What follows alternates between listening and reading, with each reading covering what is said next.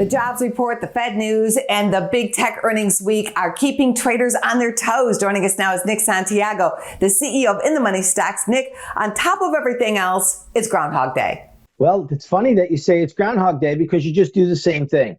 You watch the Treasury market. You watch yields, especially on the 2-year Treasury note. As long as that yield is below the Fed funds rate, the market still has a little bit of wiggle room. If that 2 years starts to creep back up towards 5%, you know the Fed is in trouble, and you know that if rates increase, the Fed is behind the curve. But right now, you know, the 2-year Treasury note yield is around 420.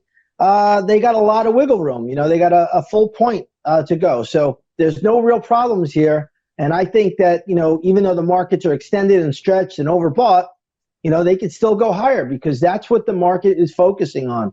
I've been saying it for months and months, you know, on this program with you, that's what you have to watch for. You know, a while ago I was very bearish. Now I'm not bearish because I know there's liquidity in the system.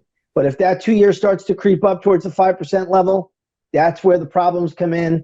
That's where Jay Powell will have to change his stance. But the bottom line is the market is expecting rate cuts at this stage of the game.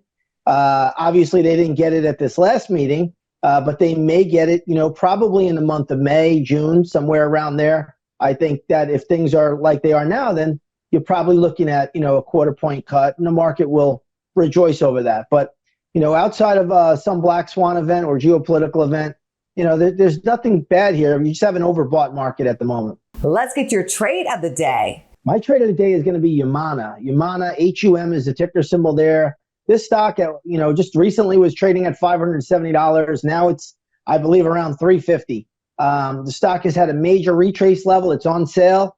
This is where you want to buy things. When everybody hates good companies, you got to step in and buy them. When everybody loves them, you know, I say you give it to them, or, you know, maybe even you short it. But in this case, this is a buy signal here for Humana. Stock has been beaten up. It's an election year. You know, they like to pick on the healthcare names during election year. So again, you're getting it on sale. You just have to maybe endure a little bit of chop. But this is a very good level for Humana right now. Thank you, as always, Nick. Thank you so much for having me. Go to businessfirstam.com for where to see our show on TV.